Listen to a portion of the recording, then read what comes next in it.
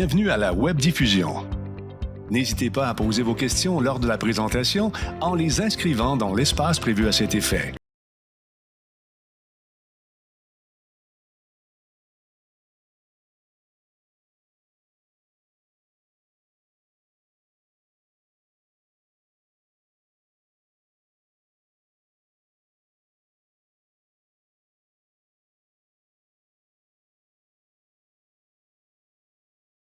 Public virtuel intitulé Un tramway dans ma ville, qui feront la lumière sur le projet de tramway reliant l'ouest de Gatineau au centre-ville de Gatineau et d'Ottawa.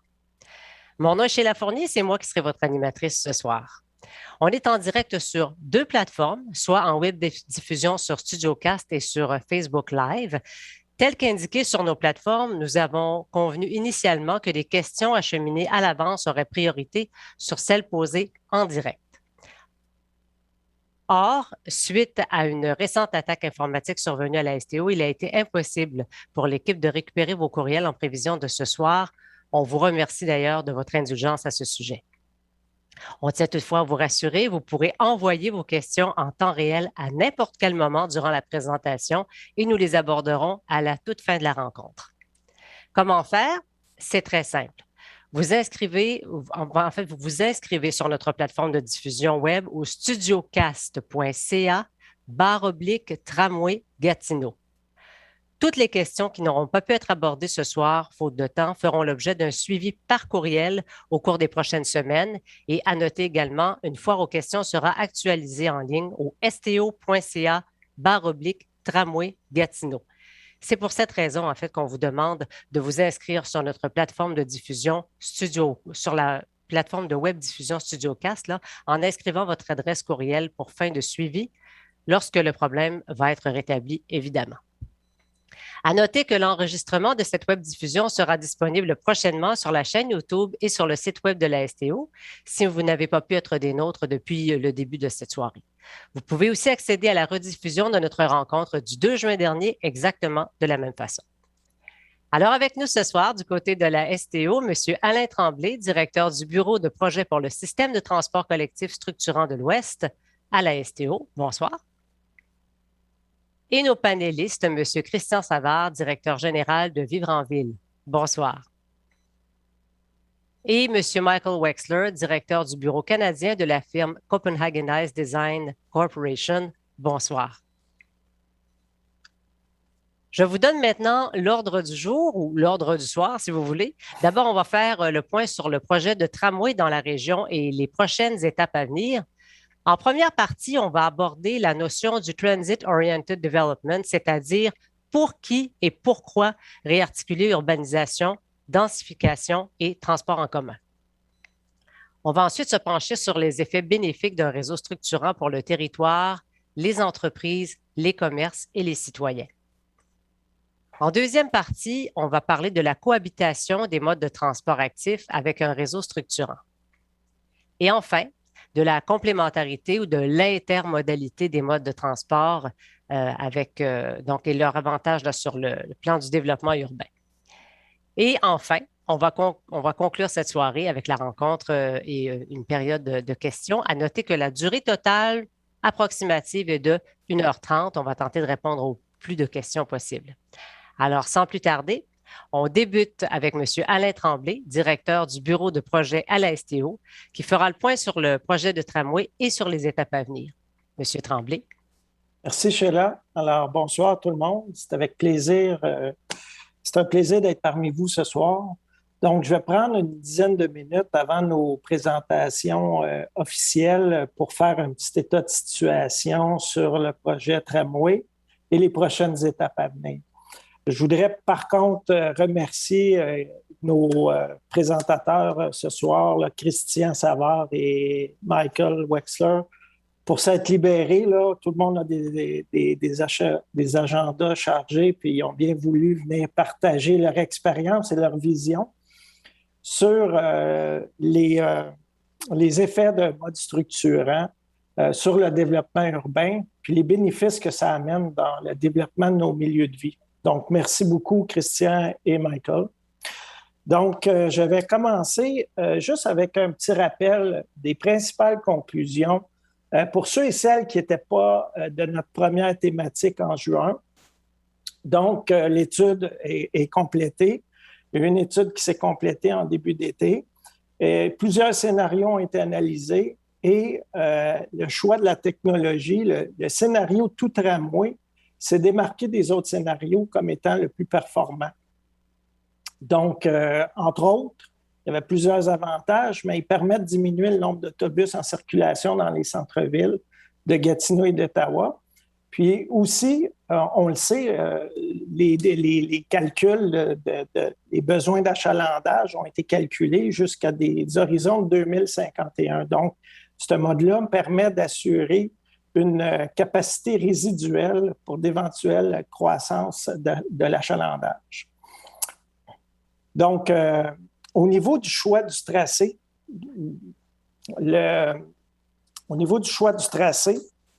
du côté d'Ottawa, il y avait l'option tunnel sous la rue Spark qui a été la plus performante, mais l'option en surface sur Wellington demeure une option viable. Et le choix de l'option va venir aussi du financement, si le financement est là, ou s'il y a des difficultés techniques. Donc, la solution de surface serait viable aussi. Du côté du centre-ville de Gatineau, la seule option viable, c'est une option sans circulation, qu'elle soit partielle ou complète.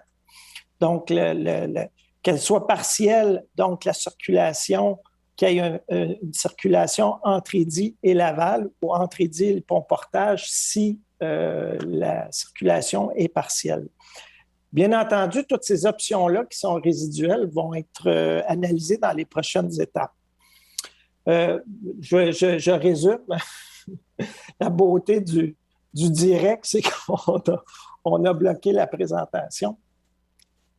Donc, ici, au niveau de la carte du tracé, donc, la carte du tracé, on se rappelle qu'il y avait deux branches. Il y avait des besoins, une forte demande au niveau d'Elmer à l'ouest. Donc, on a une branche sud qui dessert le boulevard des Allumetières en passant par Wilfrid-Lavigne puis qui fait le chemin d'Elmer. Mais on a aussi la demande au niveau du plateau, donc du boulevard du plateau, qui vient rejoindre la branche sud via Saint-Raymond. On a un tronc commun ensuite.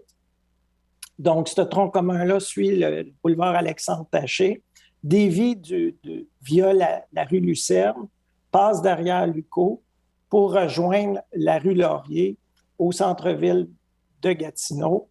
Et on fait la traverse via le pont-portage et on s'arrime au train via les stations Lyons et Parlement dans les deux options, soit tunnel ou en surface. Donc, au niveau des prochaines étapes, on a l'étude complémentaire qui s'est complétée au courant de l'été 2021. Présentement, les étapes en cours, on est en relevé de terrain. Donc, on fait l'inventaire environnemental.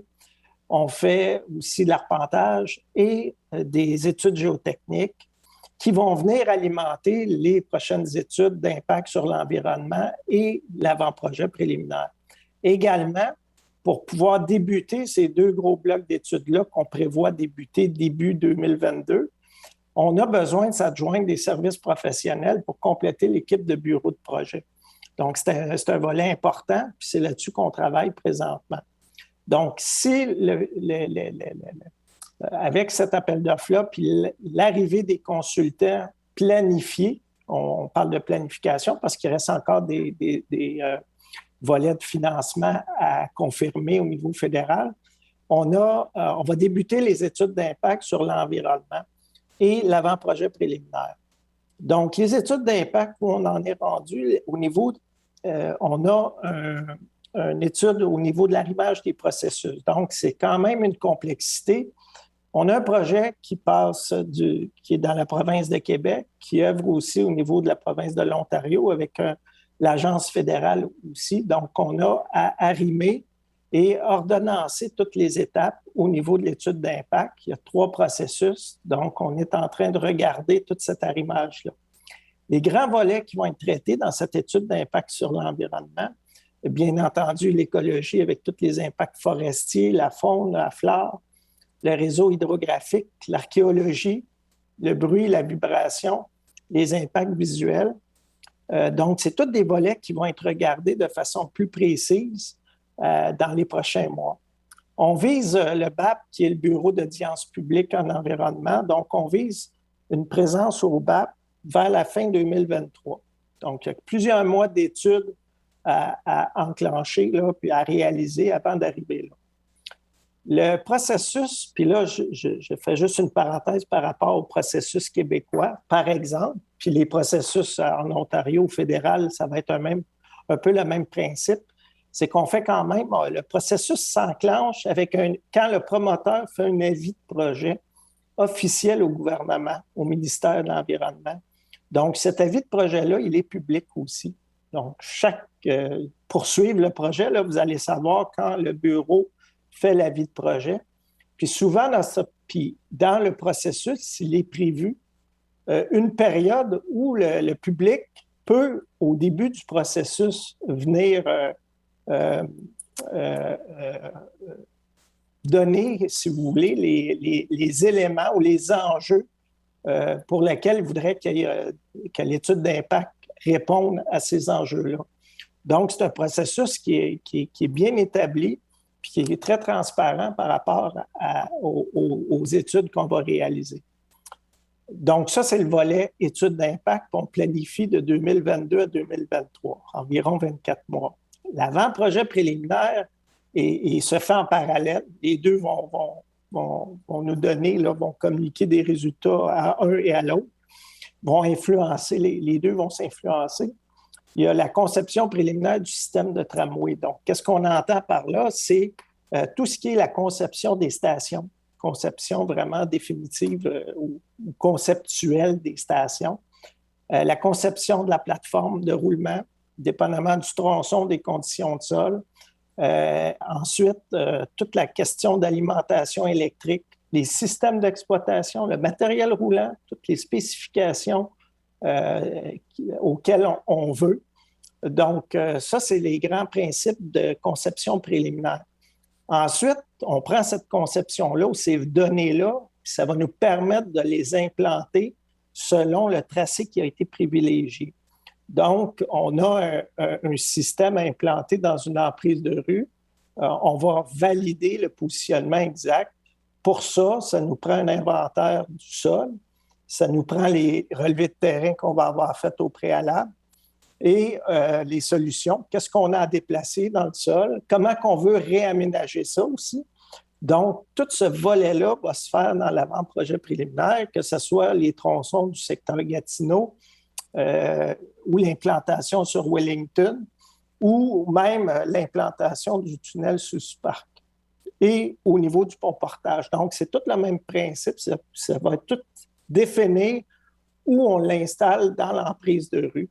C'est toutes des étapes à réaliser pour s'assurer que l'emplacement est optimum dans le tracé privilégié. À ça, bien là, il y a le volet plus analyse financière économique où on fait un montage financier et pour la préparation d'un dossier de planification qui va être remis aux instances gouvernementales pour une autorisation de passer aux étapes subséquentes. Donc, c'est quand même 2 grosses années chargées et c'est un peu comme ça que ça va se décliner au niveau des études. Maintenant, au niveau de la consultation, donc, c'est certain que ça prend l'arrivée des équipes d'ingénieurs. Donc, on vise une mobilisation des équipes de consultants au début 2022. Puis après ça, les consultants, quand ils rentrent, il faut qu'ils s'approprient le dossier, il faut qu'ils s'approprient les études qui sont déjà faites parce qu'il y a quand même, depuis 2010, qu'il y a des études qui sortent sur l'ensemble du dossier de mode structurant. Donc, il y a une prise de possession du dossier. Puis, après ça, avant de passer à des étapes de conception ou d'établir des concepts, bien là, selon les différents secteurs, on va faire avec les regroupements résidents. On va pouvoir regarder tronçon par tronçon, puis faire des consultations sur des éléments spécifiques du secteur pour pouvoir sensibiliser les consultants, puis les équipes de conception à compléter ces concepts-là. Puis, bien entendu, il va y avoir un dialogue qui va être en continu. Donc, une fois qu'on va avoir avancé la conception, bien, il y aura un retour qui sera fait à ces comités de consultation sectorielle qui permettra d'expliquer qu'est-ce qui est considéré, puis si on ne l'a pas considéré, pourquoi il n'a pas été considéré. Donc, c'est un jeu, c'est itératif, puis c'est pour ça là, que c'est quand même des consultations qui s'échelonnent sur 2022, 2023 et en continu. Et bien entendu, il va y avoir toujours des communications en continu avec les organismes du milieu des affaires institutionnelles et associatives. Donc, et la suite, quand les autres étapes sont approuvées, quand on passe en réalisation, bien là, c'est un autre niveau de consultation pour lequel on va revenir discuter puis présenter. Donc, ça va se faire là, tout le long de l'horizon du projet selon les différentes phases de réalisation. Donc, c'est un peu une petite mise en bouche là, où on en est présentement. Donc, là-dessus, mais je vais repasser la parole à Sheila. Donc, merci et bonne soirée. Merci beaucoup, M. Tremblay. Et je vous rappelle qu'on va passer aux questions après les présentations de nos panélistes. Alors, n'hésitez pas à nous en faire part à tout moment directement sur la plateforme StudioCast, telle que je l'ai expliqué au tout début. Je vais maintenant céder la parole à M. Christian Savard, directeur général de Vivre en Ville. M. Savard est titulaire d'une maîtrise en aménagement du territoire et en développement régional avec une spécialisation dans les domaines des transports, de l'urbanisme et du design urbain.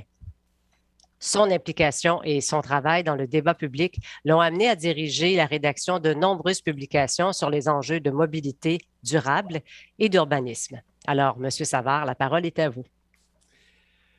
Bien, bonsoir à tous. Merci d'abord à la Société de transport d'Outaouais pour l'invitation. Ça me fait plaisir de passer cette première soirée de l'automne qui commence aujourd'hui avec vous pour parler effectivement d'un sujet qui me suit depuis le début de ma carrière, l'implantation de réseaux de transport en commun structurants, souvent de type ferré. J'ai commencé beaucoup autour du tramway de Québec. Maintenant, je suis impliqué autour du REM à Montréal. Puis là, ça me fait plaisir là, de venir parler de l'impact mutuel entre transport et aménagement du territoire. Donc, comment il s'agit d'un potentiel important à saisir. Un petit mot rapidement sur l'organisation que je représente. Vivre en ville, on a 25 ans aujourd'hui. On s'intéresse à tout ce qui concerne comment on construit nos collectivités. Ça va effectivement des transports, de l'urbanisme, qui est plus mon domaine de spécialisation.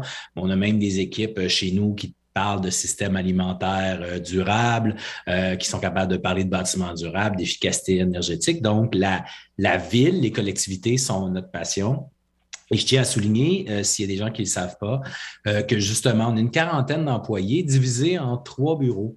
Et donc, Montréal, Québec, mais également un petit bureau à Gatineau qu'on tient depuis 2011 maintenant. Donc, on connaît quand même bien le terrain. Puis, c'est un dossier que je connais pas à fond comme M. Carpentier, mais que je suis pas complètement perdu. Donc, c'est pas complètement désincarné pour moi. Ce que je vous présente vient de notre réflexion, notamment d'un livre paru il y a quelques années, Retisser la ville, sur comment on peut réarticuler justement l'urbanisation, la densification et les transports en commun et quels sont les potentiels. Pour nous, pour aller chercher justement tout le potentiel d'un investissement comme celui d'un tramway, comme de tous les modes ferrés notamment.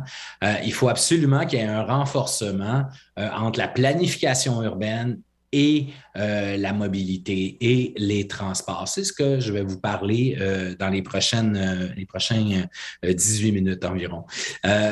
Donc, première condition, et on ne reviendra pas très longtemps parce qu'on va s'attaquer plus à l'enjeu de l'aménagement, mais un nouveau un nouveau parcours de transport en commun à un haut niveau de service, c'est une bonne nouvelle. Il y a quand même un certain nombre de conditions là, à remplir pour dire que ça peut avoir un effet structurant sur la ville au niveau des transports. On sait notamment que les modes ferrés ont une attractivité plus forte, mais peu importe le mode, si on veut que ce soit structurant, il faut aller en haute fréquence. La fréquence, on le dit en anglais, là, la fréquence et la liberté en matière de transport collectif. De fiabilité, donc les horaires soient respectés, donc d'où l'importance d'être en site propre, le plus à côté de la circulation possible. La fiabilité aussi, ça peut être une question de capacité, donc la capacité dans le mode, mais également une amplitude horaire pour que ça puisse devenir finalement un mode de vie d'utiliser le transport collectif. À travers le temps, les études sont à peu près unanimes. Lorsqu'on réussit à mettre en place à un niveau toutes ces caractéristiques-là, on a un report modal de l'auto vers le transport collectif relativement important. Ici, devant vous, vous avez des chiffres là, pour le métro de Laval, par exemple, où il y a une diminution quand même dans notre monde où ce que la place de l'automobile progresse toujours, mais avec l'arrivée du métro à Laval, on a vu une diminution de 14 de l'utilisation de la voiture. Et ça, c'est des années relativement là, un peu éloignées. Là. Les chiffres à jour seraient encore mieux. Une augmentation de 12 du transport en commun, c'est en une dizaine d'années. Entre 2006 et 2016, là, c'est pas écrit sur la diapo, mais ça ressemble à ça. Donc, il y a un report modal réel qui se fait avec ce type de mode de transport-là avec un impact sur l'aménagement. Je vais quand même dire un petit mot sur, et j'aurais pu passer beaucoup de temps de la présentation parler de ça, mais les avantages pour les gens. Là. Les avantages au niveau notamment de la voiture. Et je vais le tenir durant toute ma présentation. Là. Le but étant de créer des modes de vie et des milieux de vie qui nous rendent moins dépendants de la voiture, de la possession de la voiture ou de l'auto solo. Mais si on est capable pour un ménage, grâce à un nouveau mode de transport comme un tramway, de se débarrasser d'une voiture, c'est de l'argent dans nos poches.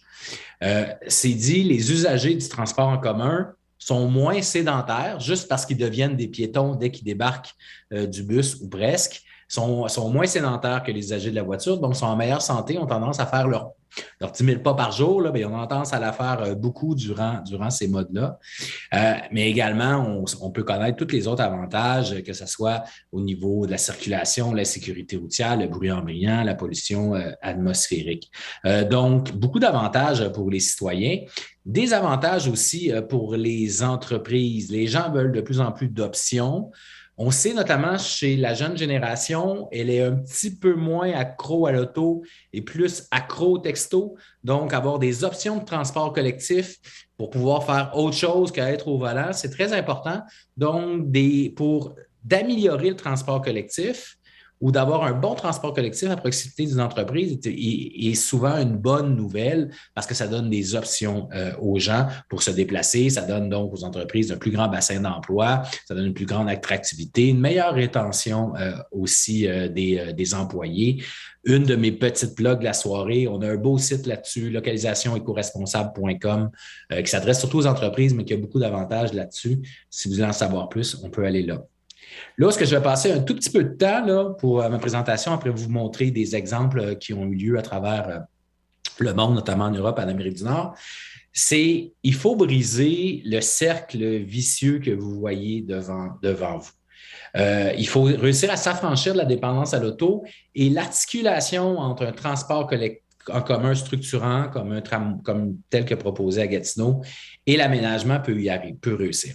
Donc, on a un cercle vicieux depuis des décennies qui fait en sorte qu'il y a eu l'introduction de la voiture. La voiture a été de plus en plus présente. Il y a eu de plus en plus de circulation. Et là, on s'est mis à adapter les villes à la voiture, à faire beaucoup d'autoroutes, à élargir des voies et ainsi de suite. Et donc, à créer une capacité routière qui a eu une tendance à faire en sorte qu'il y a eu un étalement urbain. Et là vient entrer la donne de l'urbanisme et de l'aménagement qui a fait on s'est un peu étendu beaucoup dans nos villes et on est devenu très dépendant de la voiture. Donc, on s'est mis à tout faire en voiture et les kilomètres parcourus général là, se sont mis à augmenter de manière importante. Et c'est un cercle qui s'entretient et donc qui fait en sorte que là, on a plus de voitures, on a besoin de plus d'infrastructures qui apportent plus de voitures, qui fait qu'il y a plus finalement d'éparpillement et d'étalement urbain. Et donc, ce cercle vicieux-là, il faut réussir à le briser. Et d'un point de vue collectif, il ne faut pas oublier que ces kilomètres parcourus-là, cette possession-là, disons, trop grande de beaucoup de voitures par ménage, a des conséquences environnementales importantes. On le sait, le secteur des transports, notamment des personnes, est le plus grand émetteur de gaz à effet de serre au Québec. Mais même si tout d'un coup de baguette magique, on deviendrait tous avec des voitures électriques, il y aurait également d'autres enjeux liés à la possession de voitures par tout le monde qui sont problématiques. Juste la construction de l'ensemble de ces voitures-là. Si chaque habitant de la planète avait notre mode de vie, ça ne serait pas soutenable. Donc, il faut tout de même prendre un virage vers une moins grande dépendance à la voiture. Et pour y arriver, il faut briser le cercle vicieux pour mettre en place un cercle vertueux. Faire un cercle vertueux qui va s'asseoir sur une offre de transport collectif pour les déplacements dans la ville, notamment les déplacements domicile-travail beaucoup, mais tous les autres motifs de déplacement.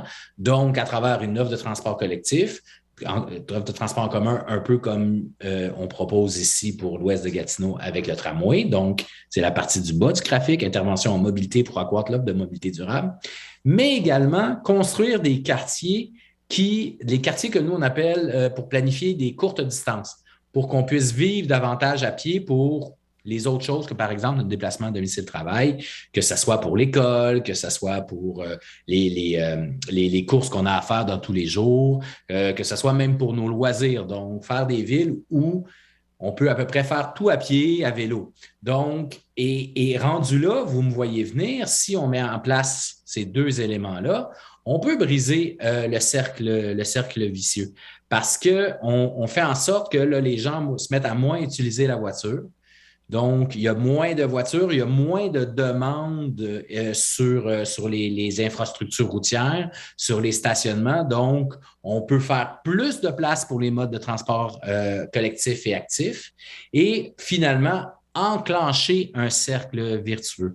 Mais comme je le disais, pour y arriver, il faut avoir des options autant d'un point de vue dans notre vie de quartier que dans la vie dans la ville, donc les déplacements un peu plus longs, déplacements notamment domicile-travail. Donc, tout l'objectif de notre approche de retisser la ville vise à briser le cercle vicieux dans lequel on est depuis des décennies pour mettre en place le cercle vertueux. Donc, ça nous amène puis à la notion de TOD, Transit Oriented Development, qui est un peu une approche urbanistique qui vise justement à mettre en place ce cercle vertueux-là, qui se décline souvent à deux échelles, à une échelle de l'agglomération, mais à l'échelle du quartier aussi. C'est très important de le mentionner parce que parfois, un des pièges, et là, je n'aime pas ça de donner d'exemples négatifs, mais je peux le donner.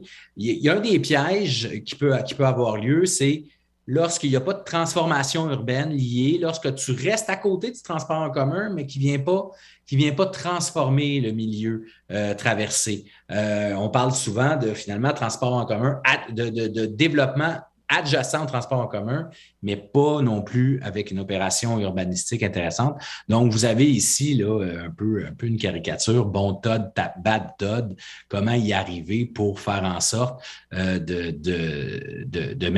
justement d'avoir une urbanisation et un aménagement du territoire qui vient finalement renforcer la mobilité durable. Donc, on parle de villes des courtes distances, l'importance des espaces publics, des cœurs de quartiers vivants et animés. Donc, on peut parler donc des rues conviviales, des rues marchables et ainsi de suite. Je vais avoir quelques exemples. Donc, les principes au travers du TOD, tels que décrits par Vivre en ville, puis c'est pas juste nous, là, nous on a pris tout ce qui se faisait à travers le monde qui se faisait par rapport à ça. À l'échelle de la ville, ce qui est important de faire, première, puis qu'est-ce qui est encadré ici, le réseau structurant de transport en commun. Mais après ça, il faut aussi décider d'un point de vue d'urbanisation, de dire, bon, ben, il y a certains corridors qui vont être priorisés. Dans le cas du tramway de l'Ouest, on les a identifiés tantôt. Où est-ce qu'on va décider qu'on va diriger la croissance urbaine? On le sait, on accueille un peu plus de population. Ben, il faut s'assurer de la diriger à ces endroits-là. Donc, et pour éviter l'étalement urbain toujours plus loin, dépendant de la voiture. Ça donne des situations, et je vais y aller un petit peu plus en profondeur après, ça donne des quartiers de ce type-là où est-ce qu'on est un peu plus proche. Et je suis capable d'imaginer à certains endroits à Gatineau, je vais l'approfondir un peu plus loin. Ça donne aussi une structuration à l'échelle régionale où on décide qu'il y a des pôles institutionnels, des pôles de bureaux, des pôles récréatifs. Je vais en parler encore un petit peu plus loin, c'est le corridor Roslyn-Ballston à Washington. Puis on peut même réussir à travers cette urbanisation-là à faire des power centers à côté du transport en commun. C'est une autre manière de voir, mais ça, c'est un exemple réel qui existe depuis 10 ans à Vancouver. Donc, le projet de RISE, où on a un grand Home Depot, qui est comme un grand Home Depot qu'on connaît, mais dans un milieu urbain. Évidemment, à l'échelle du quartier, mais là, c'est la ville des courtes distances, c'est des cœurs animés. On pourrait faire ça sans transport collectif structurant, mais si on le fait, avec du transport collectif structurant, on accentue, il y a, il y a une espèce d'accentuation des effets positifs et une accélération des effets positifs. Ça peut même être bon pour le commerce de proximité. Hein. Les usagers du transport en commun dépensent autant que des automobilistes, mais ils deviennent des piétons aussi, qui dépensent encore plus. C'est statistiques là, venues de France qui démontrent qu'il n'y a pas d'enjeu là. C'est une occasion d'améliorer toutes les formes de mobilité. Je vais laisser probablement Michael aller un petit peu plus loin par rapport à ça, mais je vais quand même aller sur certains points. Je ne parlerai pas en profondeur de Vancouver, quand même un petit clin d'œil à Vancouver, qui a adopté de manière très importante à travers notamment l'insertion du SkyTrain dans la ville. SkyTrain, là, il y a des petites parentés avec le REM qu'on va voir à Montréal, donc où on a fait du redéveloppement urbain autour des stations, où les stations sont devenues le point focal du quartier avec centres communautaires, commerce, écoles, habitation plus dense. Hein. On sait, il y a une demande pour l'habitation plus dense, les ménages sont plus petits, il y a un peu moins de demande pour l'unifamilial, en raison des changements démographiques. Donc, et Vancouver a réussi à mettre en place le cercle vertueux dont je vous parlais. Vous avez une donnée ici qui démontre qu'en 10 ans, ils ont augmenté de 33 % leur achalandage du transport collectif et c'est devenu la manière principale de se déplacer dans la ville de Vancouver pour les déplacements de travail, domicile-travail. Et à Vancouver, dorénavant, c'est de plus de 50 % des déplacements qui se font autrement qu'en voiture. Donc, les transports collectifs et actifs, vélo, marche, transport en commun, puis micromobilité maintenant, là, sont devenus majoritaires. Donc, maintenant, quand il y a du développement à Vancouver, ça va du côté positif au niveau du nombre, par exemple, de voitures, et ainsi de suite. Je terminerai avec 3 petits cas très rapidement pour montrer que ça se fait, pour vous montrer que qu'est-ce que je vous dis depuis tantôt, ça fonctionne. D'abord, premier cas, Roslyn-Ballston en banlieue de Washington, corridor, celui-ci axé autour du métro. Corridor à souligner qu'il s'est inséré dans une trame relativement de banlieue. Quand tu fais le corridor Roslyn-Ballston que j'ai visité personnellement, tu ne marches pas beaucoup pour finalement te retrouver dans des quartiers de maisons unifamiliales.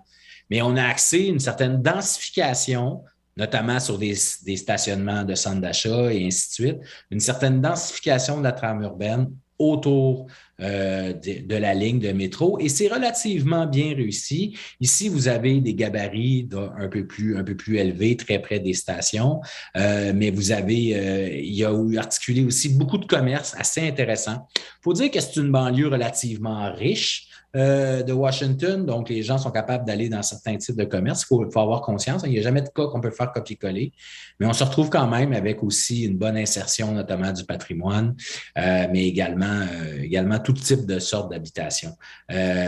Puis, chacune des stations est connectée avec une station de Bixi. En fait, ils ont le même système que Montréal, donc station de Bixi avec tous les liens qu'il y a à faire, mais je vais laisser, comme je le disais, Michael élaborer un petit peu là-dessus. Deuxième cas, qui sur plusieurs abords aussi pourrait me faire penser, dans certains cas, à Gatineau, c'est le projet de Orenco Station.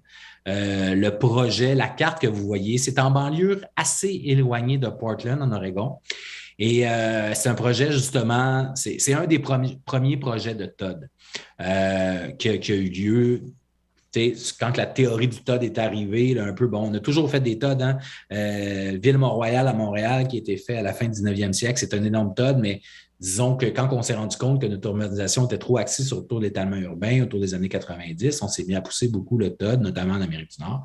Et ça, c'est un des premiers Todd qui s'est fait. Et quand même assez intéressant parce que lui a réussi justement à articuler au cœur du quartier des commerces de proximité. Vous voyez ici sur la photo, le Market New Season.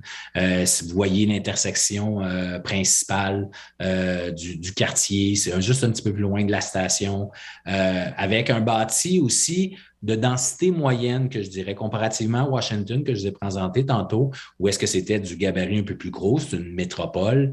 Ici, on est dans du bâti une densité beaucoup plus moyenne. Il n'y a pas grand-chose qui est plus haut que 4 étages dans le cas de Orenco, par exemple. Et c'est très réussi. C'est un quartier qui vieillit bien. Vous voyez, les arbres sont matures parce qu'il a commencé à se construire dans les années 90 et là, il est complété. Maintenant, là-bas, et notamment, là, je ne vais pas trop rentrer en controverse, il n'y a pas de stationnement incitatif. Le stationnement incitatif n'existe pas, même si on est en banlieue éloignée, parce qu'on a axé sur le redéveloppement urbain. Donc, ça donne ce genre de quartier-là. Et tous ces gens-là ont accès à pied à la station et accès au centre-ville de Portland très rapidement. Mon dernier exemple est un exemple allemand. Le quartier Rieselfeld à la franche de Fribourg, en Allemagne du Sud. Quartier très intéressant et à souligner que ce quartier-là, le tramway est arrivé avant qu'on construise le quartier. Et je tiens à mentionner, à faire ce message-là parce que parfois, les gens voudraient que l'ensemble de la demande pour un tramway soit présent au jour 1 pour le justifier. C'est pas comme ça que ça fonctionne. Au contraire, si on veut que le développement se fasse de manière autour du transport en commun, idéalement, on le fait en premier, même si la demande n'est pas encore à 100%. Et Rieselfeld, la ligne de tramway passait et il y avait à peu près personne. Et on a construit tranquillement le quartier autour de 3 stations de tramway qui sont pas trop loin quand même du centre-ville, mais c'est à la frange. Là.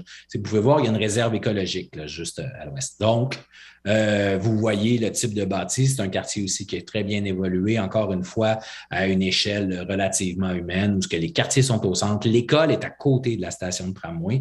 Donc, s'il y a des élèves qui viennent de plus loin, c'est une école secondaire, peuvent aussi en profiter.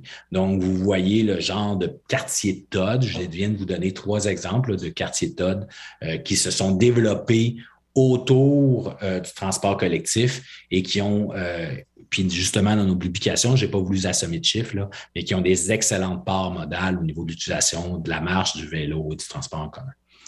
Je vous remercie. Puis s'il y a des questions, ça va me faire plaisir. Merci beaucoup, M. Savard. C'est vraiment très, très intéressant. On cède maintenant la parole à M. Michael Wexler, dirigeant du Bureau canadien de Copenhagen Design Corporation, une firme internationale en urbanisme cyclable implantée à Copenhague, au Danemark. M. Wexler est présentement à la barre de 3 dossiers majeurs en cyclisme urbain pour le compte des villes respectivement de Lévis, au Québec, Santa Cruz, aux États-Unis et Dubaï, aux Émirats arabes unis. Il va nous parler, entre autres, de la complémentarité entre le vélo et le tramway, en sachant que Gatineau a été sacrée meilleure ville vélo au Canada cette année. Ce contenu risque d'en inspirer plusieurs. Monsieur Wexler, à vous la parole. Merci pour la présentation, Sheila. Puis bonsoir à tous. Je suis tellement content d'être avec vous ce soir, de parler un tout petit peu sur l'effet d'un réseau structurant sur l'aménagement urbain, puis l'interconnexion entre le transport actif, l'utilisation du vélo en ville, puis le transport collectif. Puis, un petit note sur notre organisation, Copenhagen Ice Design Co. On dit que nous ne sommes pas des cyclistes. On est des gens qui utilisent notre vélo pour aller à point A à point B dans les trams urbains. Nous, on fait du travaux en design, en urbanisme, en communication. Puis, chaque 2 ans, on publie un index, les meilleures villes vélo dans le monde, avec nos 3 bureaux basés à Copenhague, en Paris, puis ici à Montréal. Puis, nous, on est... Oh, j'attends mon écran. Excuse-moi, un petit minute. Des problèmes techniques. Nous, on veut parler des rues. On parle des rues ce soir, puis pour nous, on veut parler de l'histoire des rues. Puis à l'époque, les rues étaient ouvertes à tous. C'était des espaces pour rencontrer des gens, c'était des espaces pour jouer. Mais quelque chose a changé dans nos villes. On a changé nos rues de cela à ceci. Et pour nous, on veut changer la question qui était posée durant le 20e siècle. On demande toujours combien de voitures peut-on faire circuler dans la rue. Et pour nous, durant le 20e siècle, ça c'était la question pour comprendre le succès de nos rues. Et si on change la question et on demande une autre question, si on demande combien de personnes peut-on faire circuler dans la rue, on sait qu'on peut avoir des systèmes avec 10 fois plus de capacité si on fait des rues complètes qui donnent de l'espace aux piétons, qui est vraiment un vrai espace confortable, un vrai espace confortable au vélo, au transport commun, puis aussi un espace pour la voiture. Et on sait, si on parle de mathématiques, c'est si simple, de l'efficacité. On sait que la plupart des gens qui sont dans une voiture sont là toutes seules, auto-solo, et ça prend beaucoup d'espace, la voiture en ville. Puis dans une communauté urbaine, on peut, tu vois, l'image ici, c'est une image de Copenhague, puis on voit, il y a beaucoup plus de gens qui peuvent être à vélo ou peut être en transport collectif, si c'est bus, tram, train, etc. Alors, pour nous, notre plan de transport, c'est vraiment un plan de transport moderne. On veut inspirer des gens au travers du monde pour créer des trajets les plus courts pour les modes que l'on privilégie. Alors pour nous aujourd'hui, ce soir, je veux parler du vélo. Et je veux pas parler du vélo comme quelque chose qui me définit comme un cycliste, mais je veux parler du vélo comme un outil pour rendre nos villes plus beaux, plus confortables, plus marchables, plus efficaces pour tout le monde. Ça, c'est un bel exemple ici de nouvelles pistes cyclables, le réseau Express Vélo à Montréal, que j'utilise souvent, proche de chez moi. Et ça, vraiment, c'est une infrastructure qui a créé beaucoup d'opportunités pour des gens qui n'ont pas utilisé le vélo avant. Et on sait qu'avec un réseau structurant pour le transport actif, on peut améliorer nos villes. Et c'est pas quelque chose de nouveau qu'on fait dans nos villes. On voit des exemples dans l'histoire. Ici, c'est une carte de 1897 où on a commencé la planification d'un réseau vélo à Montréal. Alors, on a fait ça à l'époque, mais on a oublié que ça, c'était une façon de planification qu'on a faite à l'époque. Excuse-moi. Oh, excuse-moi. Alors, ici, on voit aussi la ville de Copenhague. C'est la meilleure ville vélo dans le monde. Mais dans les années 50, Copenhague était comme la plupart de nos villes en Amérique du Nord. Il y avait beaucoup d'autos. Et ça, c'est un des places publiques qu'on voit aujourd'hui qui est plus comme ça. Et si on compare les deux images, on a la même nombre de cases de stationnement, mais un, c'est pour la voiture, ici, c'est pour le vélo. On sait que c'est beaucoup plus efficace, puis ça rend nos espaces plus conviviaux, ça nous donne plus d'espace pour faire des autres choses, pour qu'il y ait du vie qui puisse s'installer là, dans une place publique. Et aussi, à Copenhague aujourd'hui, avec beaucoup de travail, on a créé un système où monsieur, madame, tout le monde peut circuler en vélo en toute sécurité avec leurs enfants.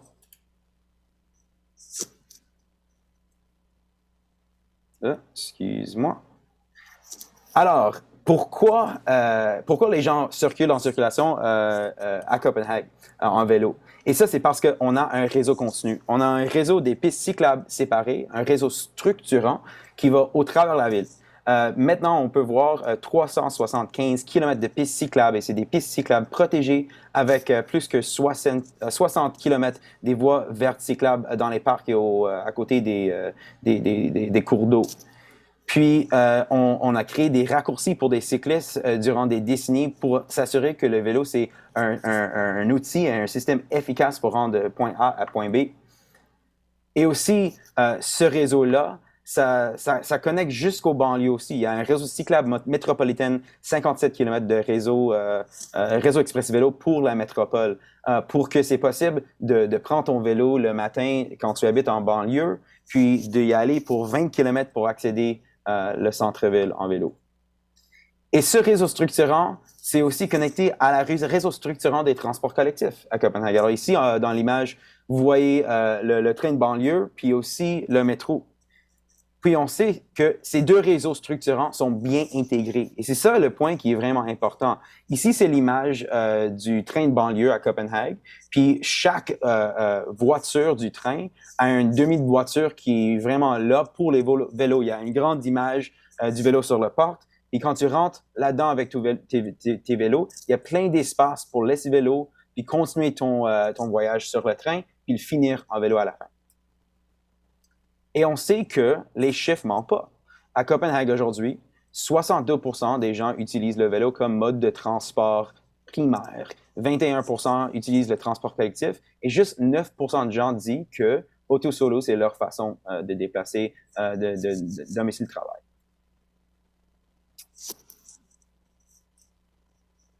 Excuse-moi. OK.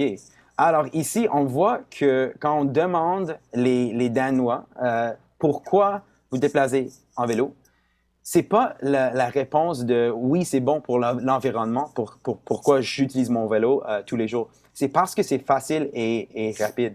S'il n'y avait pas un réseau structurant pour le transport actif, les réponses vont être différentes. Tout le monde sait que le vélo, c'est de l'exercice. Tout le monde sait qu'être en vélo, c'est pas cher, c'est pratique, c'est bon pour l'environnement. Mais ça rend facile et rapide. Ça devient un vrai choix pour les gens quand on a un réseau structurant pour le transport actif. Puis, on a des exemples plus proches de chez nous, ici à Gatineau, mais ici à Montréal. On a le réseau Express Vélo qui ça fait juste 1 an que c'est implanté à la ville de Montréal. Puis, on a déjà des données tellement impressionnantes pour partager. Excuse-moi, j'ai vraiment des problèmes d'écran. OK. Alors, ici, c'était des données qui ont venu de la presse en juin. Puis on voit qu'il y avait une augmentation de nombre de cyclistes sur la nouvelle piste cyclable sur Saint-Denis, sur le réseau Express Vélo. Puis au même temps, les anciennes pistes qui étaient les parties du réseau structurant avant l'ajout de cette nouvelle piste-là, il n'y a pas changé. Alors, après que l'implantation de la nouvelle piste était là sur Saint-Denis, on a vu un doublement de données de cyclistes qui étaient sur les rues de Montréal. Alors, on sait qu'avec cette nouvelle infrastructure, on a ajouté des cyclistes au réseau vélo de Montréal. On n'a pas juste divisé le nombre de cyclistes qui a utilisé un piste ou l'autre, mais on a créé une nouvelle offre, une nouvelle opportunité pour des gens pour essayer le vélo puis l'utiliser comme mode de transport.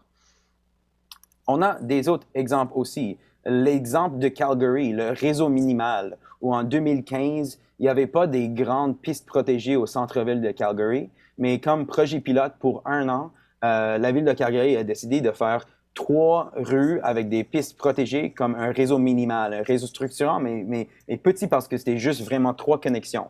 Puis avec ce réseau minimal, ils ont traqué toutes les données, puis ils ont montré qu'il y avait 1,2 million voyages en vélo durant le projet pilote. Puis ça, c'était juste sur 2% de tous les kilomètres des voies qui étaient utilisées pour les pistes cyclables. Alors, c'était un grand succès. Puis maintenant, c'est pérennisé dans le centre-ville de Calgary. C'est ça l'effet d'un réseau structurant pour le transport actif. Et on voit plusieurs exemples. M. Savard a déjà parlé de Portland, puis on a plein de bels exemples à Portland où on intègre avec des grosses infrastructures le transport collectif et le transport actif. Ici, le pont Tillicum Crossing, c'est tellement impressionnant pour l'Amérique du Nord. C'est un pont où il n'y a pas de voiture. C'est juste de transport collectif. Il y a un tramway, puis il y a des pistes protégées pour les piétons et les cyclistes. Et c'est vraiment un gros succès pour la ville. Et on voit aussi que Excuse-moi encore, avec mes images. À Bordeaux, le projet pilote sur le pont de Pierre, avant, il y avait de trafic automobiliste là-dessus. Ce lien était tellement important pour le transport collectif et le transport actif que quand les voitures étaient interdites, il y avait une augmentation de 9% d'utilisation du tram, puis une augmentation de 20% de transport actif. Quand il y a des espaces qui sont protégés, qui sont structurants, qui se connectent des destinations dans un réseau, les gens l'utilisent. Alors, je veux bouger un petit peu dans un autre pays. On veut parler du Pays-Bas. Parce que dans le Pays-Bas, là, c'est vraiment la royaume où on a l'intégration du transport collectif et vélo. Et il y a un modèle qui a été créé là, et c'est le modèle de combiner le vélo puis le transport collectif. Et c'est vraiment une solution porte à porte. Parce qu'on sait que le vélo, pour du transport terrestre, c'est le plus efficace pour les trajets de courte distance. Puis on sait que le transport collectif, c'est le moyen du transport terrestre le plus efficace pour les trajets de longue distance.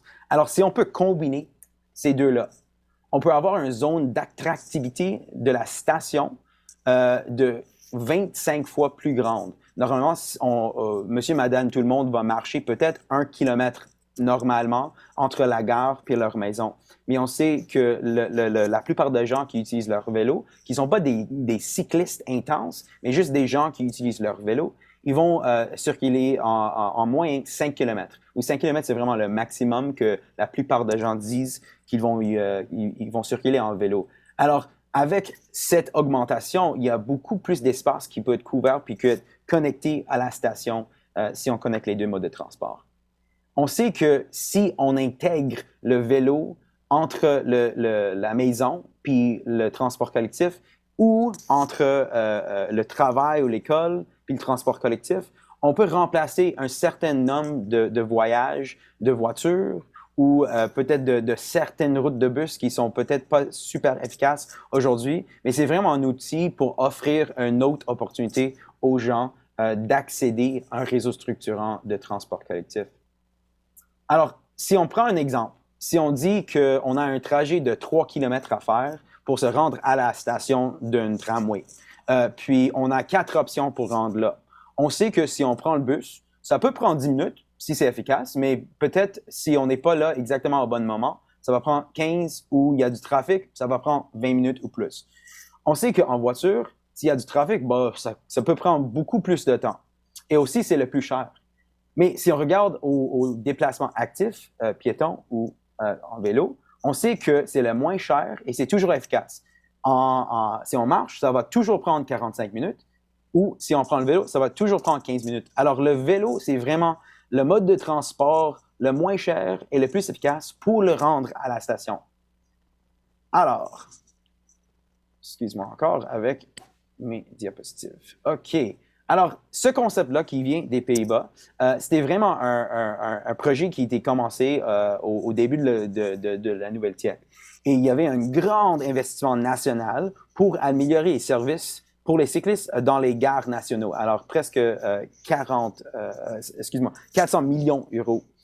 Après quelques années, il y avait déjà une augmentation de 20% des passagers sur les trains nationaux à cause des investissements sur les cyclistes, les services pour les cyclistes dans les gares. Et dans cette augmentation-là, on a vu une nouvelle flotte de vélos partage qui s'appelle OVFITS. Et il y avait 20 000 vélos OVFITS disponibles à la location de plus de 300 gares et aussi aux arrêts de bus et trams. Et aussi, il y avait de nouvelles offres de stationnement pour 500 000 vélos qui peuvent être stationnés aux gares. Et avec tout ça, on a vu que, excuse-moi encore, que maintenant, 50% des gens qui rendent à la gare se rendent en vélo. Et ça, c'est tellement impressionnant comme statistique. Il y a vraiment un changement de comportement avec cet investissement-là. Et on a des autres résultats aux Pays-Bas de ce projet-là qui a été créé au début de la siècle. On voit que quand on regarde au sondage, il y a 8% de gens qui disent que sans ce système de vélo partage pour rendre à la gare, pour accéder du transport collectif, ils vont juste utiliser leur automobile. Alors ça, c'est 8%. On sait que 42% des passagers du train utilisent un vélo pour le premier mile ou le premier kilomètre. Et ça, c'est impressionnant. 42% des gens utilisent leur vélo pour accéder au train. Et on sait aussi que 54% de gens utilisent le train plus souvent parce qu'il y a une offre de vélo aussi. Alors, pour finir ici, je vais montrer 4 étapes pour comment on peut combiner le vélo et le transport collectif et un petit méthodologie sur ça. Alors, premièrement, on crée des stationnements sécurisés dans les stations à proximité des arrêts de transport en commun. 2, on met à disposition les vélos en libre service aux stations. 3, il faut qu'on facilite la tarification entre les services de mobilité. Et 4, aménager des infrastructures cyclables rejoignant les stations de transport en commun. Alors, la première, les stationnements sécurisés. Alors, le clé de la réussite, c'est vraiment 3. C'est localisation, localisation et localisation. Il faut qu'on ait de stationnements proches de l'accès à la station. Il faut que c'est sur le chemin. Il faut qu'il y ait une espèce de eyes on the street pour que le stationnement, c'est à la vue des passants, pour que c'est sécure. Il faut que c'est proche des quais. Il faut que c'est pas trop loin et avec un accès facile. S'il y a plusieurs entrées, il faut avoir plusieurs zones de stationnement. Ça, c'est un exemple énorme et impressionnant du Pays-Bas, de la gare d'Utrecht. Ici, on voit 33 000 stationnements vélos, 2 000 vélos partagés et environ 40% des passagers arrivent à vélo à la gare. Et ça, c'est une gare où on voit 1000 départs de train par jour. Alors, c'est vraiment un gare énorme, mais il y a aussi une offre de stationnement et une offre de vélo partage énorme. Et ça fonctionne ensemble comme un système bien intégré. Mais on peut parler des petits gares ou des petites stations. Celui-là, en Italie, c'est la gare de Como. C'est pas dans une grande ville, c'est dans un petit village. Puis ici, ils ont transformé 10 places de voitures dans un stationnement sécurisé pour 90 vélos.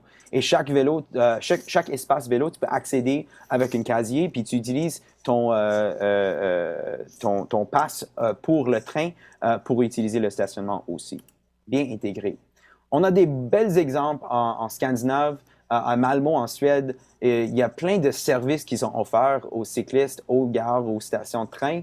Et là, tu peux trouver des casiers, des douches, des fontaines d'eau, les ateliers de réparation, un petit clinique ici en bas, vous voyez sur mon écran, pour réparer votre vélo, une station de gonflage et aussi des stationnements pour les vélos cargo, pour les vélos qui sont plus gros que normal, un vélo pour tout le monde, dans toutes les grandeurs possibles. Alors, deuxième étape, location de vélo. Alors, le système qu'on voit en Pays-Bas, c'est un système basé sur le OV-Fiets que j'ai déjà mentionné. Et ça, c'est, Et ça, c'est le système qui est géré par le système de train national. Et là, ça devient tellement facile de se connecter ton voyage entre train et vélo parce que c'est connecté dans la même compagnie. Mais ce n'est pas toujours le cas. Il y a un autre exemple en Belgique, le Blue Bike, où tu peux accéder aussi des vélos partage qui vient de la même service du train. Mais c'est juste important que c'est un type de vélo qui est fonctionnel et confortable pour monsieur, madame, tout le monde. Comme le Bixi qu'on voit à Montréal, c'est vraiment un vélo qui est tellement confortable pour toutes les gens de toutes les grandeurs. Puis il faut qu'il y ait un prix assez simple, puis une location qui est assez efficace, si c'est 24 ou 62 heures. Alors, troisième étape, c'est la tarification. Alors, c'est pas toujours possible d'avoir un vélo partage qui est géré aussi par la compagnie qui gère les trams ou les trains. Et si c'est le cas, c'est important que la tarification entre le vélo partage puis le système de transport commun, c'est connecté.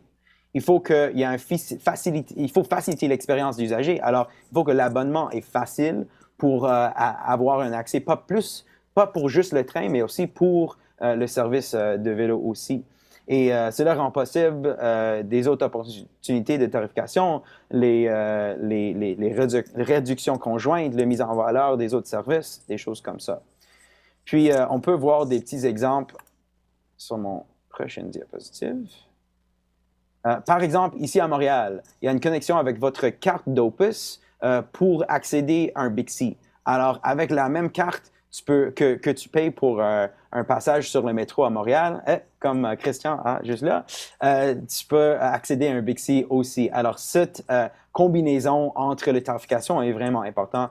Ou de le faire avec des cartes ou dans le marketing. Ici à gauche, vous voyez un exemple dans le Royaume-Uni où sur la carte de transport collectif, il montre où tu peux trouver un vélo partage, à quelle station pour que ça rende plus facile pour les usagers. Et la quatrième étape, c'est de créer de l'infrastructure cyclable pour joindre les stations. Et l'image que j'ai mise ici, c'est un piste cyclable à Ottawa qui se rejoint la station de transport commun et c'est juste à côté. Alors, l'accès est vraiment facile et les connexions entre transport commun et transport actif est vraiment évident. Alors, le but avec tout ça et les intégrations des réseaux structurants, c'est de créer une alternative efficace à la voiture. Et avec ça, je conclue mon présentation et merci à toutes et tous. Merci beaucoup, M. Wexler. Ça résume vraiment bien la notion d'intermodalité ou l'effet combiné, dans le fond, de deux modes de transport comme vecteur important dans l'amélioration et le changement de nos habitudes de déplacement. Ça peut être fait, on l'a très bien vu. Merci encore. On va maintenant passer à la période de questions. Je vous rappelle que, bien qu'on soit en web diffusion sur StudioCast, on va prioriser les questions qui nous ont été acheminées à l'avance pour ensuite passer aux questions en direct.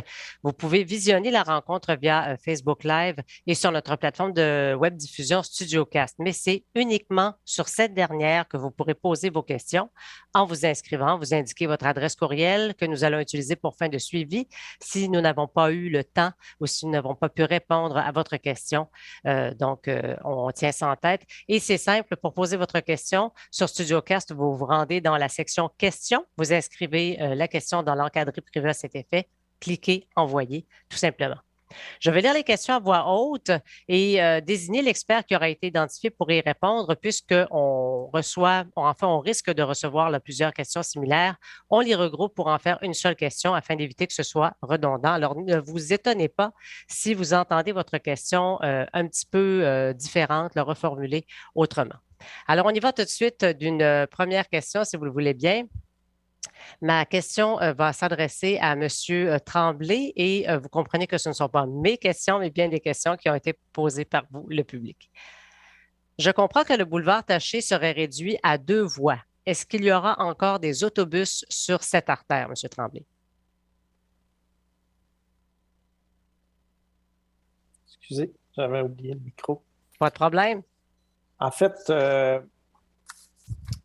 s'il y a des autobus, c'est des autobus de transition. Je n'ai pas le détail complet, puis je le souligne, puis s'il y a plusieurs questions, au niveau du maillage du réseau futur maillé avec le tram, c'est tout, il y a des études encore à regarder, à peaufiner.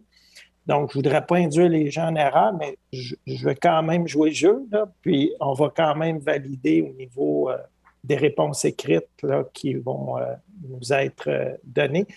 Mais je vous dirais que oui, mais il n'y aura pas de voie réservée. Mais il se pourrait qu'il y ait un transit d'autobus qui passe sur Alexandre Taché. Je pense que c'est ça, Alexandre Taché, ce que vous m'avez posé comme question. Oui, tout à fait. Qui serait réduit à 2 voies. Mais ça va être un autobus. Si un autobus, il y a pas c'est pas une voie réservée. Donc, ça va être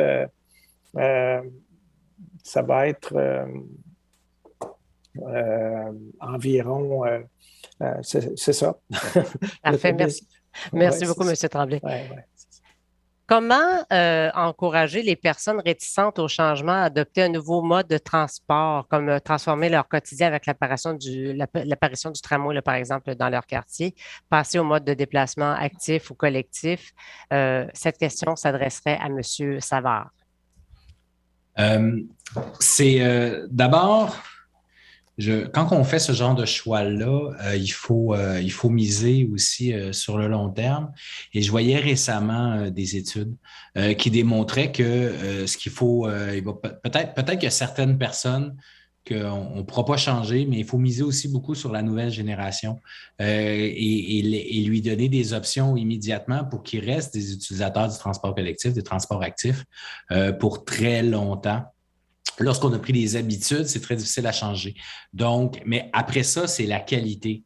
C'est la qualité du service, c'est la qualité des infrastructures.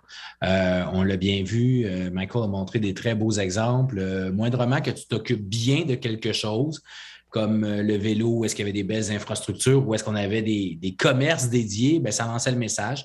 Même chose pour le transport collectif. C'est notamment un des avantages des modes ferrés qui sont un peu plus attractifs pour un certain niveau de confort. Donc, il n'y a pas 58 solutions, c'est la qualité du service. Notamment, je parlais de la fiabilité, de la fréquence et de l'amplitude de service. Et habituellement, ça vient tout seul. C'est lorsque le service n'est pas suffisant que c'est très difficile. Il faut que ça devienne facile, tout simplement. Le mot facile, et je pense que les deux présentations ont démontré que ça pouvait l'être. Merci beaucoup, M. Savard. On aimerait savoir aussi, cette question va s'adresser à M. Tremblay, s'il y aura du stationnement incitatif à proximité des stations. Oui. Il y a une conception préliminaire qui considère 3 stationnements incitatifs au bout des allumetières chemin Eardley.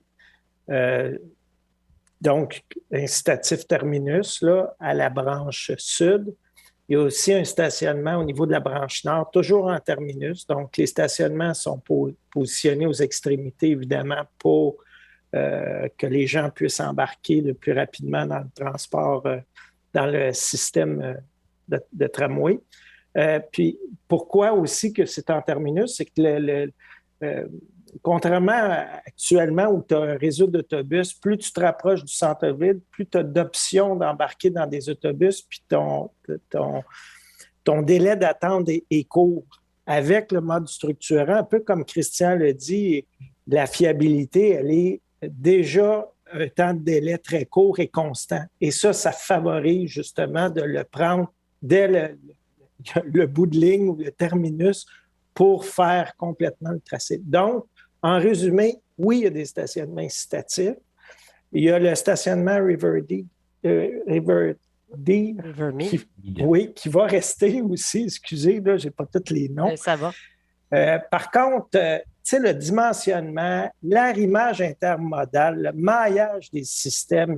Michael a parlé de vélo, de pistes cyclables, de maillage, de l'auto, du rapibus, du système aussi local il va y avoir une petite refonte aussi. Donc, tous ces pôles d'échange-là, on part avec un préliminaire, mais les études à venir, c'est exactement ça. C'est qu'une fois qu'on a établi où il passe, puis quoi, puis qu'est-ce qui recoupe, bien là, on va pouvoir développer des solutions très inspirantes, comme on vient d'avoir là. C'est tous des bons exemples, c'est très, très inspirant. Puis c'est pour la raison de tout ce qui est aménagement, c'est dans les études à venir et les compléments. Et quand c'est pris au bon moment, là, c'est le temps d'y penser. Puis dans ces optiques-là, autant les stationnements incitatifs que tous les pôles intermodaux, ben, on a encore du développement à faire. Donc, c'est le temps de s'inspirer de bonnes pratiques par rapport, comme les présentations l'ont démontré aujourd'hui. À quel endroit avez-vous prévu les stations suivantes, Val-Tétro, UCO, connexion avec le Rapibus? Et selon votre présentation qu'il y avait eu en juin, il y aurait eu 700 mètres entre chaque station. Est-ce que c'est toujours le cas? Ma question s'adresse à M. Tremblay. Oui, c'est toujours le cas. C'est entre 600 et 700 mètres là, quand on parle d'un réseau tramway. Quand on parle d'un réseau plus lourd comme le REM, comme le métro de Montréal ou le O-Train, ça peut être plus distant. Mais la valeur est toujours là. C'est à peu près de 600 à 700 mètres. Le positionnement exact, c'est sûr qu'il va y avoir un raccordement au Rapibus, une station Rapibus. Je n'ai pas le détail complètement dans Val-Tétro. C'est sûr qu'il y a une station jointe à l'UCO et il y a le raccordement au Rapibus. Puis il y a une autre station, effectivement, là, dans Val-Tétro, mais je ne pourrais pas vous dire les intersections, mais en moyenne, c'est de l'ordre de 600 à 700 mètres. Mais le nombre exact, puis la validation officielle, parce que c'est toujours une question de performance, Christian le dit, performance du système, durée du trajet. Donc, c'est cet équilibre-là qu'il faut avoir entre proximité et performance. Plus de stations, plus de temps de déplacement, mais aussi on veut être à proximité des résidents. Donc, ça va tout faire partie des études à venir pour la confirmation du positionnement exact. On nous demande également, M. Tremblay, je comprends que le boulevard Taché serait réduit à 2 voies. Est-ce qu'il y aura encore des autobus sur cette artère? J'ai répondu là, tout à l'heure. C'est la première question. Parfait. Pardon, vous avez tout à fait raison. Là, on a eu un petit mélange d'écran ici. Y aura-t-il donc comment et où pourrons-nous traverser à vélo la voie du tramway en toute sécurité? En fait, encore là, il va y avoir des intersections. Le développement de ces pôles intermodales-là, ces croisements-là de réseau, va être réfléchi au niveau de la sécurité, au niveau de l'aménagement. Donc, c'est sûr que ça va être des passages sécuritaires, puis il va y avoir des passages dédiés, comme actuellement les feux de circulation piétons et les feux de circulation qui vont être ajustés au niveau du système avec des appels de feu pour le tramway, des appels de feu pour les piétons et la même chose pour les cyclistes. Donc, ça va être des traverses sécurisées. La forme exacte, c'est des éléments qui vont être pris en charge par les spécialistes pour l'ensemble de la validation des éléments de sécurité piétonnes et cyclistes et autos, là, de ces croisements-là, des passages à niveau. Alors, on peut dire que ça intéresse beaucoup les cyclistes, notre consultation, M. Tremblay, parce que on nous pose cette question-ci. Est-ce que les cyclistes seront considérés dans la planification, soit par la conception des tramways et des stations? Oui, certainement qu'il va y avoir des regroupements de cyclistes. D'ailleurs, ce n'est pas un regroupement, mais c'est quand même un consultant spécialisé en cyclisme.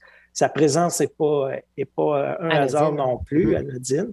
Donc, oui, il y a des associations au niveau de l'aménagement urbain. Maintenant, au niveau de l'aménagement des stations, c'est certain qu'on va considérer cette dynamique-là.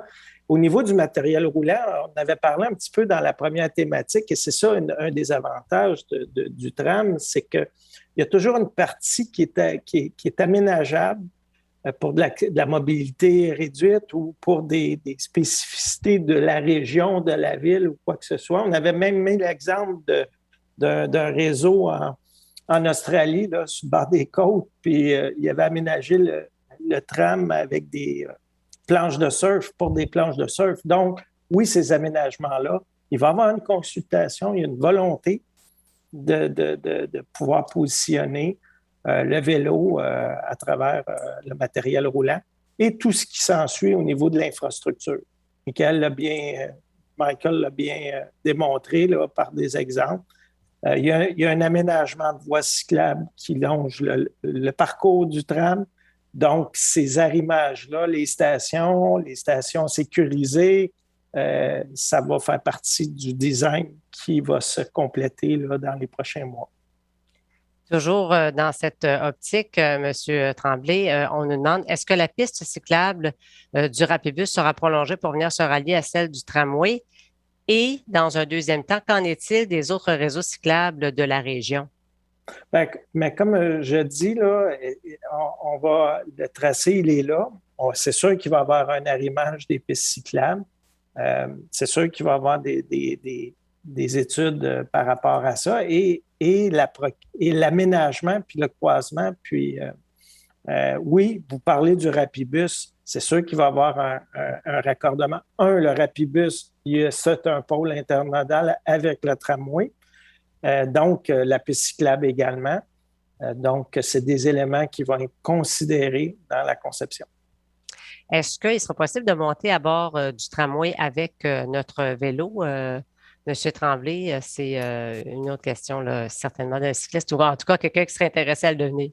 En fait, on l'amène sur l'aspect accessibilité universelle. Donc, tout le matériel roulant, c'est des planchers bas. Les quais vont être faits en fonction que tout le monde en mobilité réduite peut accéder, puis ça facilite l'entrée des vélos dans le tramway. Alors oui, les installations vont prévoir de pouvoir rentrer des vélos facilement dans les trams. Vous êtes très sollicité, M. Tremblay. On nous demande aussi, y aura-t-il séparation physique quelconque, là, bollard, bordure de béton, entre la voie cyclable et la circulation? Il n'y aura pas une règle spécifique. Ça va dépendre des cas, des tronçons et des enjeux, je vous dirais. De façon générale, dans une condition idéale, il n'y a pas nécessairement ces barricades ou ces barrières-là. Il y a un accès possible, là. Il y a une proximité, là. On le voit dans les centres urbains européens et tout, là. Puis on a juste à aller à Waterloo-Kitchener, qui est un mode qui ressemble beaucoup avec ce qu'on veut faire. Donc, il y a des accès, il y a des gens qui traversent, mais il y a des endroits spécifiques pour la sécurité où les piétons sont plus canalisés et il y a des barricades comme ça, mais je n'en ferai pas une règle générale où il y a des barricades ou des bollards partout. Est-ce que la piste cyclable du Sentier des Voyageurs et son parc seront affectés par le trajet qui est proposé actuellement, M. Tremblay, une fois de plus? La piste du parc des Voyageurs reste telle qu'elle est là. Il va y avoir des arrimages avec la piste qui va venir du tramway. On a une piste qui longe le tramway, mais je vous dirais que spécifiquement à cet endroit-là, entre il y aura des questions à se poser avec la piste des voyageurs existants, la piste propre au tramway, puis je crois qu'il y a une autre piste cyclable là, à proximité. Donc, il faut aussi être cohérent, puis on va le regarder spécifiquement. Mais pour ce qui est de la piste cyclable des voyageurs, elle n'est pas remise en cause. Elle va exister. Maintenant, on va gérer les accès, les points de croisement, on va les gérer au niveau de la conception des concepts finaux. Quelqu'un aussi nous pose la question suivante. J'ai un vélo assez dispendieux. Est-ce que je pourrais le laisser à la station en toute sécurité? Moi, je vois les exemples amenés par Michael. C'est sûr qu'on va réfléchir à avoir des accès sécuritaires. Je ne sais pas si on va arriver à un stationnement incitatif de 30 000 vélos. D'ailleurs, tantôt, la question, c'est stationnement incitatif. Ça pourrait s'appliquer aussi à mettre un volume d'espace pour des incitatifs à vélo. Donc, vous voyez que les concepts sont là. Les idées sont là. Il faut les concrétiser puis les opérationnaliser. Mais oui, pour répondre à votre question, surtout que Gatineau est une ville vélo. Donc, oui, ça va être regardé. Et M. Wexler, on ne vous a pas oublié. La prochaine question s'adresse à vous. D'ailleurs, il nous reste du temps pour 2 autres questions pour les gens qui nous écoutent. On vous rappelle qu'on va faire des suivis sur les questions que vous aurez envoyées. Alors, comment est-ce qu'on peut rendre le vélo plus attractif avec les conditions, évidemment, météo qu'on connaît ici, neige, froid, verglas? Oui, en fait, il faut savoir que c'est pas impossible d'utiliser le vélo en hiver. On a plein de bons exemples. Moi, j'utilise mon vélo 4 saisons ici à Montréal, puis on a pas mal de neige. Puis l'exemple de Montréal est vraiment intéressant parce que notre réseau structurant pour les cyclistes s'est amélioré chaque année, mais aussi le réseau blanc. Alors, le réseau qui est entretenu chaque hiver est augmenté et amélioré. La ville de Montréal, maintenant, utilise des nouveaux types d'entretien pour s'assurer qu'il y a de l'asphalte qui est vraiment présent pour que tu peux avoir une bonne traction avec ton vélo. Mais aussi avec nos conditions climatiques, des fois, il faut que Ici au Canada, il faut qu'on change nos pneus sur les voitures, mais aussi des fois changer nos pneus sur nos vélos. Moi, j'ai des pneus de vélo montagne sur mon vélo d'hiver, mais vraiment la plus grande facteur pour augmenter le nombre de gens qui utilisent leur vélo en hiver, c'est un réseau structurant qui est protégé et aussi qui est entretenu. Merci beaucoup, M. Wexler. M. Savard, la prochaine question s'adresse à vous. Une grande partie de la ville de Gatineau étant déjà construite, est-ce qu'il n'est pas un petit peu tard, c'est ce que nous demande la personne, pour parler de structurer le territoire? C'est une bonne question. Ça me permet d'amener quelque chose que j'aurais à vous entendre, que j'aurais peut-être dû insister un petit peu plus durant ma présentation. C'est vrai que c'est important d'avoir un certain niveau de densité. Et tous les exemples que Michael a présentés, c'est important d'avoir donc assez d'habitants par hectare pour supporter les commerces de proximité, supporter les infrastructures collectives. Et pour en venir à votre question, il y a encore beaucoup de potentiel à Gatineau, même le long du réseau, des réseaux proposés, pour faire du développement et du redéveloppement urbain qui va faire en sorte que ça va structurer encore la ville. Je pense instinctivement au secteur du plateau avec ces grands power centers qui sont effectivement beaucoup des grands stationnements à ciel ouvert qui sont un immense potentiel où est-ce qu'on pourrait mettre beaucoup d'habitants, avoir une ville un petit peu moins power center, puis qui ressemble un petit peu plus aux Pays-Bas. Les Pays-Bas, c'est pas de la haute densité comme coin, là. C'est une densité moyenne au niveau du bâti. Donc, il y a moyen de le faire. Il y a moyen de densifier tranquillement nos quartiers avec une densification douce et on peut aller chercher une très grande part de la croissance de Gatineau dans les axes structurants. Ça peut être aussi autour du Rapibus d'ailleurs et pour l'Ouest autour du tramway.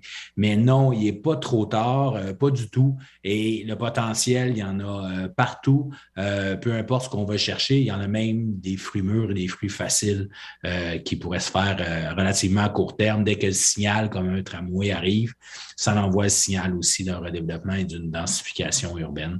Donc, au contraire, plus qu'on tarde, plus qu'on va, ça risque d'être le mode de l'étalement urbain qui va se maintenir plutôt que de lancer le signal qu'on tombe dans un mode de consolidation et de densification de la ville. Et toutes les belles images de villes conviviales à vélo, très, très difficile si on est en mode uniquement étalement urbain de basse densité. Donc, je pense que c'est une nécessité là, pour briser le cercle vicieux que je mentionnais au début de la présentation. Merci beaucoup, M. Savard. Autre question pour M. Tremblay maintenant. Quelle sera la fréquence du tramway? Écoutez, je pense qu'actuellement, de façon préliminaire, on parle en période de pointe d'une fréquence. Il y a deux exploitations, deux branches qui sont en exploitation simultanée, qui fait que chacune des branches, il va y avoir en période de pointe, je crois, aux 6 minutes. Donc, quand les trains se croisent dans le tronc commun, tu as une fréquence de 3 minutes. C'est additionné. Puis hors pointe, je crois que c'est autour de 10 minutes et 5 minutes. Donc, c'est toujours une exploitation là, en branche et le tronc commun est toujours diminué de moitié. C'est préliminaire. C'est sûr que ça va venir avec l'achalandage, le serpent de charge qu'on va déterminer, revalider un peu l'ensemble de l'œuvre, puis le positionnement des stations et ainsi de suite. Donc actuellement, c'est ce qu'on a comme fréquence. J'irai d'une dernière question, si vous le voulez bien, M. Tremblay. Bien sûr, hein, on dit souvent que le nerf de la guerre, c'est l'argent. Où est-ce qu'on en est rendu au niveau du financement? Je vous dirais, le Québec donc, il a émis, il est dans le projet, là, Québec a, je cherche le mot, là. Il a été par l'affirmative ou enfin... oui, c'est ça. On s'est montré favorable. S'est engagé là, à financer le projet jusqu'à hauteur d'un pourcentage. Ce qui manque, c'est donc, il a confirmé son engagement. C'est ce que je cherchais comme mot. Québec a confirmé son engagement sur le projet. Par contre, on attend toujours le fédéral. c'est là où on en est au niveau du financement. C'est sûr qu'on a un financement intérimaire pour partir les activités qui est autorisé par Québec, mais il reste à aller chercher le financement global, la partie financière du fédéral. Merci beaucoup, M. Tremblay, et merci d'ailleurs à tous nos invités. C'est ce qui met fin à notre rencontre. Je veux que vous notiez que la présentation de ce soir sera disponible prochainement sur le site Web et la chaîne YouTube de la STO, au cas où vous aurez manqué le début. Par ailleurs, celle du 2 juin y est déjà disponible pour rediffusion, là, pour ceux et celles qui voudraient faire un suivi et que ça intéresse. Prenez note que les questions auxquelles on n'a pas eu le temps de répondre, comme celles où on n'a pas pu répondre, là, vont être intégrées prochainement à la foire aux questions en français et en anglais sur le site web sto.ca/tramway Gatineau. Vous allez trouver également une foule d'informations sur le projet en tant que tel.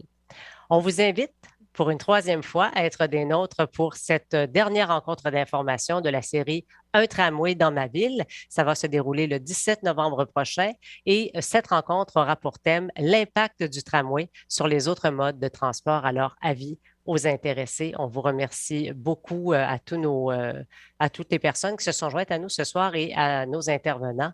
Si jamais vous avez d'autres questions, on vous invite à les communiquer à l'équipe du bureau de projet qui va se faire plaisir de vous répondre via l'adresse courriel étudedelouest@sto.ca. Vous allez également trouver tous les détails sur le projet sur notre page web au www.sto.ca/tramway Gatineau. Je répète donc, sto.ca/tramway Gatineau. Merci beaucoup d'avoir été là.